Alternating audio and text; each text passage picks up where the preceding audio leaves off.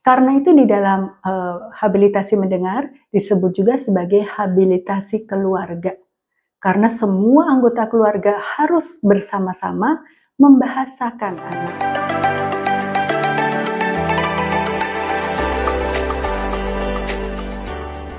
Assalamualaikum warahmatullahi wabarakatuh. Selamat bertemu lagi dengan kami Yayasan Aurika di Surabaya.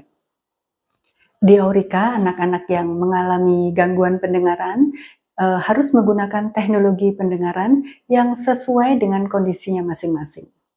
Karena di Aurika, metode yang digunakan adalah habilitasi mendengar atau auditory verbal therapy. Melihat dari namanya habilitasi mendengar, berarti akses mendengar itu sangat dibutuhkan oleh anak-anak. Anak-anak harus menggunakan teknologi pendengaran yang benar-benar sesuai dengan kondisinya, supaya anak-anak memiliki akses mendengar yang jelas. Dia bisa mendengar semua bunyi, semua ucapan, semua pembicaraan yang ada di sekitar anak.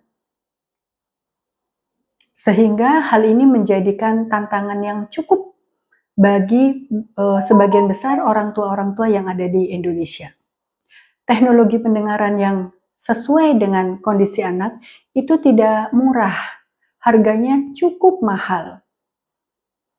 Dan teknologi pendengaran ini juga harus dijaga, harus dipelihara, supaya senantiasa sesuai dengan kondisi anak. Berarti harus ada evaluasi dari audiologis secara berkala, harus ada pemeriksaan rutin secara berkala untuk menentukan bahwa alat ini memang sesuai. Dan setelah alat yang dipakai atau teknologi yang dipakai ini sudah sesuai, maka tantangan yang kedua adalah menstimulasi bahasa ke anak sepanjang hari. Sejak anak itu terjaga, bangun tidur, kemudian dia menggunakan teknologi pendengaran, maka anak harus segera dilatih atau harus segera distimulasi dengan bahasa. Harus ada orang yang terus membahasakan semua aktivitas yang dilakukan anak atau yang dilihat oleh anak. Berarti yang pertama, orang tua harus menyediakan teknologi pendengaran yang sesuai. Kemudian yang kedua, orang tua harus menyediakan waktu untuk melatih anak sepanjang hari. Bisa juga tidak hanya orang tua, tetapi pengganti orang tua. Pada saat orang tua tidak ada di rumah misalnya, maka yang melakukan stimulasi, membahasakan, bisa orang lain, misalnya bisa omanya, opanya, tantenya, atau orang lain. Karena itu di dalam habilitasi mendengar disebut juga sebagai habilitasi keluarga. Karena semua anggota keluarga harus bersama-sama membahasakan anak, semua kegiatan-kegiatannya. Harus bersama-sama menstimulasi anak melalui mendengar, bukan dengan cara melihat. Baik melihat gerakan bibir, melihat bahasa tubuh, atau melihat isyarat. Bukan, tetapi melalui mendengar.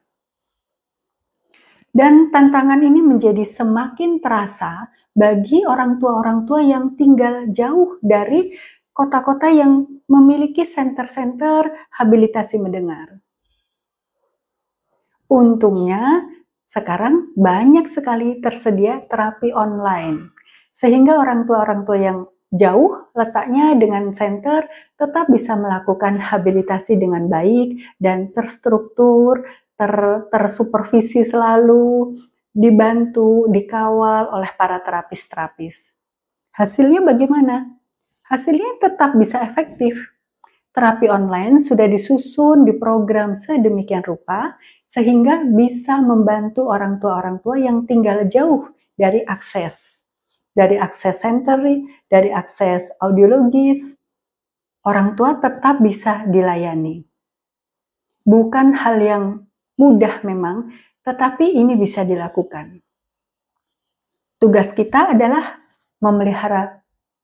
sebagai orang tua adalah memelihara semangat untuk selalu bisa mendampingi anak, dan tentu saja menambah banyak sekali ilmu dan keterampilan, supaya di rumah bisa melakukan habilitasi untuk anak-anaknya, bisa menerapkan strategi yang diajarkan oleh terapisnya dengan benar di rumah. Tidak ada alasan bagi orang tua yang tinggal jauh untuk tidak melakukan habilitasi mendengar atau auditory verbal terapi. Yuk, semangat selalu. Assalamualaikum warahmatullahi wabarakatuh.